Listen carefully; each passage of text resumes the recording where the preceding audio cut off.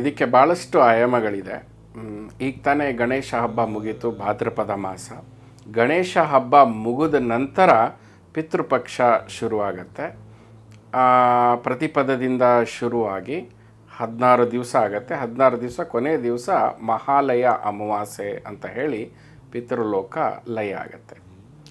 ಈ ಸಂದರ್ಭದಲ್ಲಿ ಏನಾಗುತ್ತೆ, ನಮ್ಮ ಸಟಲ್ ಡೈಮೆನ್ಷನಲ್ಲಿ ಪೃಥ್ವಿ ಲೋಕದ ಜೊತೆಗೆ ಪಿತೃಲೋಕ ಬಂದು ಸೇರುತ್ತೆ. ಬಂದು ಸೇರಿದಾಗ ನಮ್ಮ ಪಿತೃಗಳು ಜಾಗೃತರಾಗ್ತಾರೆ. ಅಂದರೆ ಅವರ ಒಂದು ವರ್ಷ, ನಮ್ಮ ಒಂದು ವರ್ಷ ಅವರ ಒಂದು ದಿವಸ ಅಂತ. ನಮಗೆ ಒಂದು ವರ್ಷ ಆಗ್ತಿದ್ದಂಗೆ ಅವರು ಒಂದು ದಿವಸವನ್ನು ದಾಟ್ತಾರೆ, ಮಲಗಿ ಏಳ್ತಾರೆ. ಎದ್ದಾಗ ಅವರ ನೆನಪುಗಳು ಎಲ್ಲಿರುತ್ತೆ, ಅವರು ಇದ್ದ ವಾಸ ಮಾಡಿದ ಭೂಲೋಕದ ಮನೆಯಲ್ಲಿರುತ್ತೆ. ಅವರು ಅಲ್ಲಿ ಅಪಿಯರ್ ಆಗ್ತಾರೆ. ಈ ಸಂದರ್ಭದಲ್ಲೇ ನೋಡಿ, ನೀವು ಪಿತೃಪಕ್ಷ ಅದು ರಿಚುವಲ್ಸ್ ಗೊತ್ತಿದೆಯೋ ಗೊತ್ತಿಲ್ವೋ, ಮಾಡ್ತೀರೋ ಇಲ್ವೋ, ಆದರೂ ಈ ಸಮಯದಲ್ಲಿನೇ ನಮ್ಮ ಕನಸುಗಳಲ್ಲಿ ತಂದೆ ತಾಯಿಯರು, ಅಜ್ಜ ಅಜ್ಜಿಯರು ಮತ್ತು ನಮ್ಮ ಪ್ರೀತಿ ಪಾತ್ರೆ ಯಾರು ಬಿಟ್ಟು ಹೋಗಿದ್ದಾರೆ ಅವರೆಲ್ಲ ಕನಸಿನಲ್ಲಿ ಕಾಣಿಸೋದಕ್ಕೆ ಶುರುವಾಗ್ತಾರೆ. ನಾವು ಅಂದ್ಕೊಳ್ತೀವಿ ನಮ್ಮ ನೆನಪುಗಳು ಕನಸಿನ ರೂಪದಲ್ಲಿ ಬಂದಿದೆ ಅಂತ. ಇಲ್ಲ, ಇದು ಸರ್ವಜನಕ್ಕೂ ಸರ್ವವೇದ್ಯವಾದಂಥ ಅನುಭವ ಇದು ಆಗ್ತಾ ಇರುತ್ತೆ.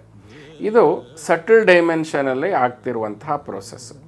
ಮತ್ತು ನಾವು ಸನಾತನಿಯರು ನಾವು ನೋಡ್ಕೊಂಡು ಬಂದಿರೋದು ಏನಂತಂದರೆ, ನಮ್ಮ ಅಜ್ಜ ಅಥವಾ ಅಜ್ಜಿ ತೀರಿ ಹೋಗೋಕ್ಕಿಂತ ಮುಂಚೆ ಅವರು ಹೇಳ್ತಾರೆ, ಇನ್ನು 3 ದಿವಸ ಆದಮೇಲೆ ಯಮ ಭಟ್ರು ಬಂದಿದ್ದಾರೆ, ಅವ್ರು ನನ್ನನ್ನು ಕರ್ಕೊಂಡು ಹೋಗ್ತಾ ಇದ್ದಾರೆ, ಸೊ ಎಲ್ಲ ಸಂಬಂಧಿಕರನ್ನ ಕರೆಸಿ ಅಂತ. ಯಾರು ಅರಿವಿನಿಂದ ಜೀವನ ಮಾಡಿದ್ರೋ ಅವರು ಅರಿವಿನಿಂದ ಇಹಲೋಕವನ್ನು ತ್ಯಜಿಸಿದ್ರು.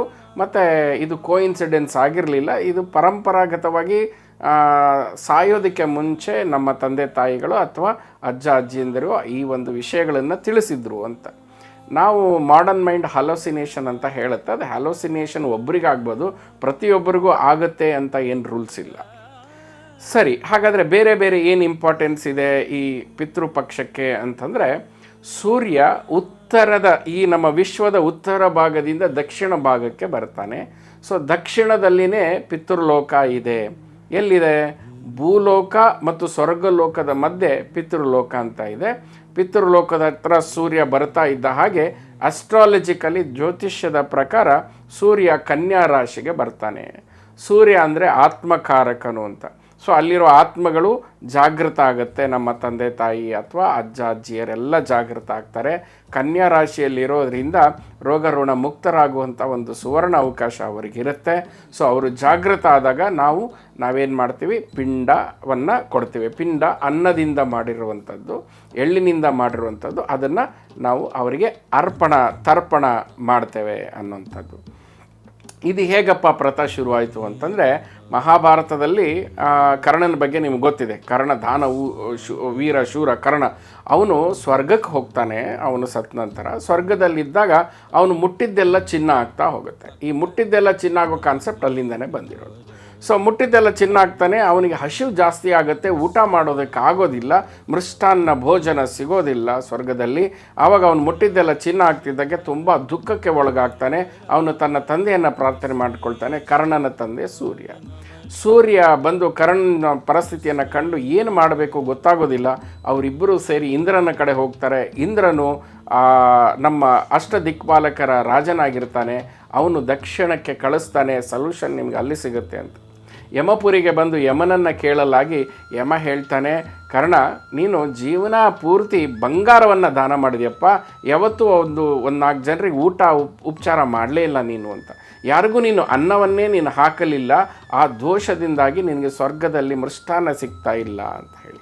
ಆಗ ಕರ್ಣ ತನ್ನ ತಪ್ಪಿನ ಪ್ರಾಯಶ್ಚಿತ್ತವಾಗಿ ಭೂಮಿಗೆ 16 ದಿವಸ ಬಂದು ಎಲ್ಲರಿಗೂ ಅನ್ನದಾನವನ್ನು ಮಾಡಿ ಹೋಗ್ತಾನೆ.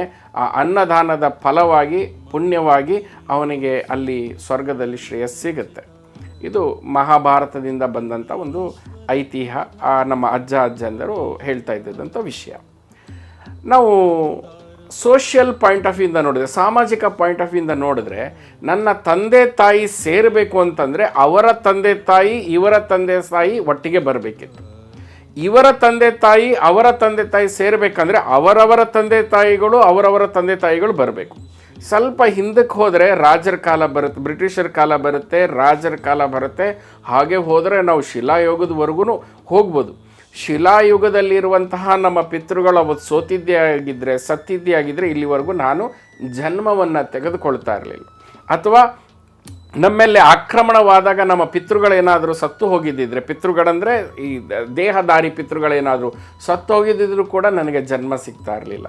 ಸೊ ಹೀಗಾಗಿ ನನ್ನ ಹುಟ್ಟಿನ ಹಿಂದೆ 62 ಜನರ ಪರ್ಮಿಟೇಷನ್ ಕಾಂಬಿನೇಷನ್ ಇದೆ. ಸೊ ಅವರು ಬಂದಂಥರು, ಅವರ ಹೋರಾಟ, ಅವರ ಜೀವನ, ಅವರು ಬದುಕೊಂಡು ಬಂದರು. ಸೊ ಹಾಗಾದರೆ ಅವ್ರು ಬರಬೇಕಾದ್ರೆ ಸುಮ್ಮನೆ ಬರಲಿಲ್ಲ, ಮುಂದಿನ ಜನ್ರೇಷನಿಗೆ ಕೊಡ್ತಾ ಬಂದರು, ತಮ್ಮ ಜ್ಞಾನವನ್ನು, ತಮ್ಮ ಧೈರ್ಯವನ್ನು ಕೊಡ್ತಾ ಬಂದರು. ಹೀಗಾಗಿ ನಾವೆಲ್ಲ ಜನ್ರೇಷನ್ ಇದ್ದೀವಿ ಅಂತಂದರೆ ನಮ್ಮ ಪಿತೃಗಳಿಗೆ ಕಾರಣ. ಸೊ ಅವರನ್ನು ಗ್ರ್ಯಾಟಿಟ್ಯೂಡ್, ಅವರನ್ನು ನೆನೆಸುವಂಥದ್ದು, ಮತ್ತು ಒಂದು ಸೊಸೈಟಿ ಮತ್ತು ಒಂದು ಸಂಸ್ಕಾರ, ಒಂದು ಕಲ್ಚರು ಬೆಳಿಬೇಕು ಅಂತಂದ್ರೂ ಕೂಡ ನಮಗೆ ಯಾರ ಜ್ಞಾಪಕ ಇರಬೇಕು? ನನ್ನ ತಂದೆ, ನನ್ನ ಅಜ್ಜ ಅಷ್ಟೇ ಅಲ್ಲ, ನನ್ನ ಅಜ್ಜನ ತಂದೆ, ಅಜ್ಜನ ಅಜ್ಜನೂ ಕೂಡ ನಮಗೆ ಗೊತ್ತಿರಬೇಕು ಅನ್ನೋ ಒಂದು ಉದ್ದೇಶದಿಂದ, ನನ್ನ ವಂಶಾವಳಿ ನನಗೆ ಗೊತ್ತಿರಬೇಕು ಅನ್ನೋ ಉದ್ದೇಶದಿಂದ ಪ್ರತಿ ವರ್ಷ ನಡೆಯುವಂತಹ ಈ ಶ್ರಾದ್ದ ಕಾರ್ಯಗಳ ಮೂಲಕ ನನ್ನ ವಂಶಾವಳಿಯನ್ನು ನಾನು ನಡೆಸ್ಕೊಂಡು ಬರ್ತೇನೆ. ಸೊ ಈ ವಂಶಾವಳಿಯಲ್ಲಿ ನನ್ನ ತಂದೆ, ಅಜ್ಜ, ಅವರ 3 ತಲೆಮಾರಿನವ್ರನ್ನ ನಾವು ಇವತ್ತು ಜ್ಞಾಪಿಸ್ಕೊಳ್ತೇವೆ. ಆ ಜ್ಞಾಪಿಸ್ಕೋಬೇಕಾದಾಗ ನಾನು, ನನ್ನ ಮಗ ಇದನ್ನು ನಾವು ಬಾಹೆಟ್ ಮಾಡ್ತೇವೆ, ಡಾಕ್ಯುಮೆಂಟ್ ಮಾಡ್ತೇವೆ. ಸೊ ಅದು ಮುಂದಿನ ಲೀನೇಜಿಗೆ ತೆಗೆದುಕೊಂಡು ಹೋಗ್ತೇವೆ. ಎಂಥ ವಂಡರ್ಫುಲ್ ಕಲ್ಚರ್ ಅಲ್ವಾ ನಾವು ನಮ್ಮ ವಂಶಾವಳಿಗಳನ್ನು ಉಳಿಸ್ಕೊಂಡು ಬರುವಂಥದ್ದು ಅಂತ. ಸೊ ಹೀಗೆ ನಾವು ಇತಿಹಾಸವನ್ನು, ವಂಶಾವಳಿಗಳನ್ನು ಮಾಡ್ತಾ ಬರ್ತೇವೆ. ಇದಕ್ಕೆ ವರ್ಷಕ್ಕಿರೋದು ಒಂದೇ ರಿಚುವಲ್ ನಮ್ಮ ಪಿತೃಗಳಿಗೆ, ಅದು ಪಿತೃ ಕಾರ್ಯ, ಶ್ರಾದ್ದ ಕಾರ್ಯ. ಅದು ಪಿತೃ ಪಕ್ಷದಲ್ಲಿ ಮಾತ್ರ, ಬೇರೆ ಯಾವ ದಿವಸನೂ ಮಾಡೋದಿಲ್ಲ. ಅಥವಾ ಅವರು ತೀರಿ ಹೋದ ತಿಂಗಳಲ್ಲಿ ಮಾಡ್ತೀವಿ. ನಾವು ಮರೆತು ಹೋಗಿಬಿಟ್ರೆ ಸರ್ವ ಪಿತೃಪಕ್ಷ ಅಂತ ಹೇಳಿ ಈ ಪಿತೃಪಕ್ಷದ 16 ದಿವಸದಲ್ಲಿ ಕೊನೆಯ ದಿವಸ ಮಹಾಲಯ ಮಾಸದಲ್ಲಿ ನಾವು ಮರೆತರೂ ಅವರಿಗೆ ಅವತ್ತು ಶ್ರಾದ್ದವನ್ನು ನೀಡುವಂಥ ಕೆಲಸ ಮಾಡ್ತೀವಿ. ಕೆಲವೊಬ್ರು ಹೇಳ್ತಾರೆ, ರೀ ಇಲ್ಲಿ ಅನ್ನ ಪಿಂಡ ಇಟ್ಬಿಟ್ರೆ ಅವ್ರಿಗೆ ಹೆಂಗ್ರಿ ಸಿಗುತ್ತೆ ಅಂತ. ಹೌದಪ್ಪ, ಇಲ್ಲಿ ನಾನು ಮಾಡಿರೋ ವಿಡಿಯೋ ಅಮೇರಿಕಾದವ್ರು ಹೆಂಗೆ ನೋಡ್ತಾರೆ? ಈ ಡಿಜಿಟಲ್ ರೆವಲ್ಯೂಷನ್ ಬರೋವರೆಗೂ ಡಿವೈನ್ ರೆವಲ್ಯೂಷನ್ ನಮ್ಮ ಜನರಿಗೆ ಅರ್ಥ ಆಗಲಿಲ್ಲ. ಯಾಕೆಂದರೆ ಸ್ವಲ್ಪ ದಿವಸದಿಂದ ನಾನು ಫೋನಲ್ಲಿ ಮಾತಾಡ್ತೀನಿ ಅಂತ ಹೇಳ್ತಾ ಇರಬೇಕಾದಾಗ ನೀವು ಎಲ್ಲಿ ನಿಂತು ಮಾತಾಡಿದೆಯೋ ಅವ್ರಿಗೆ ಅದು ಕಾಣಿಸುತ್ತೆ ಅಂದಾಗ ಅವತ್ತು ನಕ್ಕಿದ್ರು. ಇವತ್ತು ವಿಡಿಯೋ ಕಾಲ್ ಮೂಲಕ ನೀವು ಎಲ್ಲಿ ಮಾತಾಡ್ತಿದ್ದೀರಿ ಅನ್ನೋದು ಗೊತ್ತಾಗುತ್ತೆ. ಸೊ ಡಿಜಿಟಲ್ ಟೆಕ್ನಾಲಜಿ ನಮ್ಮ ಲಾಜಿಕ್ನ ಬೀಟ್ ಮಾಡೋಕ್ಕಾಗತ್ತೆ ಅಂದರೆ ನಾವು ಇಟ್ಟಿರೋ ಪಿಂಡ ಅವ್ರಿಗೆ ಹೋಗುತ್ತೆ ಅನ್ನೋ ಲಾಜಿಕ್ಕು ಕೂಡ ಡಿವೈನ್ ಟೆಕ್ನಾಲಜಿ ಅರ್ಥ ಆದರೆ ಬೀಟ್ ಮಾಡ್ಬೋದು ಅಂತ. ಅದಕ್ಕೆ ಯಾಕೆ ಬೇಕು? ಒಂದು ಉದಾಹರಣೆ ತೆಗೆದುಕೊಳ್ಳೋಣ.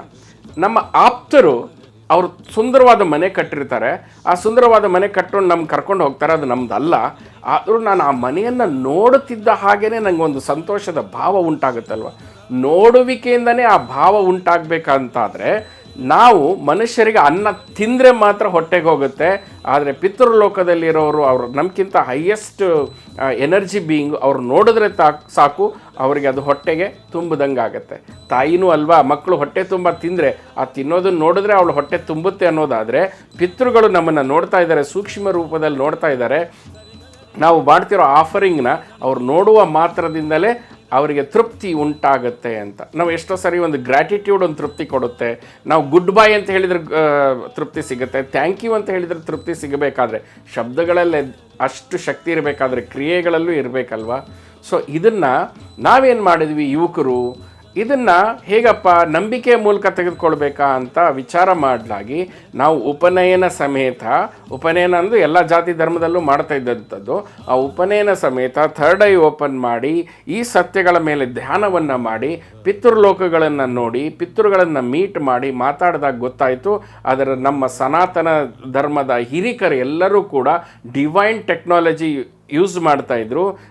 ನಿಮ್ಮ ಈ ಒಂದು 2-3 ಜನ್ರೇಷನ್ನು ಲಾಜಿಕ್ಕು ಮೆಮೊರಿಯಲ್ಲಿ ಸಿಕ್ಕಾಕೊಂಡು ನಮ್ಮ ಡಿವೈನ್ ಟೆಕ್ನಾಲಜಿನ ನಾವು ಮರೆತು ಹೋಗಿದ್ದೀವಿ. ಅದನ್ನು ರೀಎಸ್ಟಾಬ್ಲಿಷ್ ಮಾಡುವಂತಹ ಟೈಮ್ ಬಂದಿದೆ. ನೀವು ಮನೆಯನ್ನು ಗಮನಿಸಿ, ಯಾರ ಮನೆಯಲ್ಲಿ ಪಿತೃಪಕ್ಷವನ್ನು ಮಾಡ್ಕೊಂಡು ಬರ್ತಾ ಇದ್ದಾರೋ, ಯಾರ ಮನೆಯಲ್ಲಿ ತಂದೆ ತಾಯಿಗಳಿಗೆ, ಅಜ್ಜ ಅಜ್ಜಿಗೆ ಗ್ರ್ಯಾಟಿಟ್ಯೂಡನ್ನು ಮಾಡ್ಕೊಂಡು ಬರ್ತಾ ಇದ್ದಾರೋ ಅವ್ರ ಮನೆಯಲ್ಲಿ ಅನ್ನದ ಕೊರತೆ ಆಗಿಲ್ಲ, ಅವರು ಪ್ರೋಗ್ರೆಸ್ ಆಗಿಯೇ ಬಂದಿದ್ದಾರೆ. ಯಾರು ಇದು ಬೇಕಾಬಿಟ್ಟು ಬೇಜವಾಬ್ದಾರಿ ಅಂತ ಬಿಟ್ಟಿದ್ದಾರೋ ಆ ಬೇಜವಾಬ್ದಾರಿನೇ ಅವರ ಜೀವನನ ದುರ್ಗತಿಗೆ ಕಾರಣ ಆಗಿದೆ. ಸೊ ನಾವು ಸ್ವಲ್ಪ ಕಣ್ಣು ಬಿಟ್ಟು ಸುತ್ತಮುತ್ತ ನೋಡಿದಾಗ ಗೊತ್ತಾಗತ್ತೆ ಅದು ಎಷ್ಟು ಪವರ್ಫುಲ್ ಆಗಿದೆ ಅಂತ. ಸೊ ಇಂಥ ಒಂದು ಶ್ರದ್ಧಾ ಕೇಂದ್ರಗಳು ಕಾಶಿಯಲ್ಲಿ, ಗಯಾಲ್ಲಿ ಇದಕ್ಕೆ ಅಂತ ಹಿರಿಯರು ಮಾಡಿಟ್ಟಿದ್ದಾರೆ. ಸೊ ನಮ್ಮ ಹಿರಿಯರು ನಮ್ಗೆ ಅರ್ಥ ಆಗದೆ ಹೋದರೆ ನಮ್ಮ ಧರ್ಮವೂ ನಮ್ಗೆ ಅರ್ಥ ಆಗೋದಿಲ್ಲ, ನಮ್ಮ ಸಂಸ್ಕೃತಿನೂ ನಮ್ಗೆ ಅರ್ಥ ಆಗೋದಿಲ್ಲ. ಬಟ್ ಅರ್ಥ ಮಾಡಿಕೊಳ್ಳೋ ಜವಾಬ್ದಾರಿ ಯಾರ್ದು? ನಮ್ಮದು, ನಿಮ್ಮದು. ಬನ್ನಿ ಇದರ ಬಗ್ಗೆ ಪ್ರಾಯೋಗಿಕವಾಗಿ ನಾವು ತಿಳಿದುಕೊಳ್ಳೋಣ. ಮತ್ತು ಅಲ್ಲಿವರೆಗೂ ನಾವು ಶ್ರದ್ಧಾ ಭಕ್ತಿಯಿಂದ ಅವರಿಗೊಂದು ಗ್ರ್ಯಾಟಿಟ್ಯೂಡ್ ಹೇಳೋಣ. ಆ ಗ್ರ್ಯಾಟಿಟ್ಯೂಡ್ ಹೇಳೋದಕ್ಕೆ 16 ದಿವಸಗಳಿದೆ. 16 ದಿವಸದ ಯಾವುದೇ ಒಂದು ದಿವಸ ನಿಮ್ಮ ತಂದೆ ತಾಯಿ, ಅಜ್ಜ ಅಜ್ಜಿ ಯಾರು ತೀರು ಹೋಗಿದ್ದಾರೋ ಅವರನ್ನು ಜ್ಞಾಪಿಸ್ಕೊಳ್ಳಿ. ಬಟ್ ಎಂಥ ಅದ್ಭುತ ನಮ್ಮ ಸಂಸ್ಕೃತಿ ಅಂತಂದರೆ, ಈ 16 ದಿವಸದಲ್ಲಿ ತೀರಿ ಹೋದ ತಂದೆ ತಾಯಿ, ಅಜ್ಜ ಅಜ್ಜಿಯರು ಇರ್ಬೋದು, ಅಥವಾ ಅನ್ಬಾರ್ನ್ ಚಿಲ್ಡ್ರನ್ ಆಗಿರ್ಬೋದು, ಮಕ್ಕಳು ಅಬಾಷನ್ ಅಂತ ಏನಾಗ್ತಾ ಇತ್ತು, ಅಥವಾ ಹುಟ್ಟಿ ತೀರ್ಕೊಳ್ತಾ ಇತ್ತು, ಅಥವಾ ಹೊಟ್ಟೆಯಲ್ಲಿ ತೀರಿ ಹೋದ ಮಕ್ಕಳಿಗೆ ಅಂತ ಒಂದು ದಿವಸ, ನಮ್ಮ ಪೆಟ್ಸ್ ಏನಿದ್ದಾರೆ, ನಮ್ಮ ಪೆಟ್ಸ್ಗಳಿಗೆ, ನಮ್ಮ ನಾಯಿ, ಹಸು, ಇವಕ್ಕೂ ಕೂಡ ನಾವು ಶ್ರಾದ್ದವನ್ನು ಮಾಡುವಂಥದ್ದು ಒಂದು ದಿವಸ ಬರುತ್ತೆ.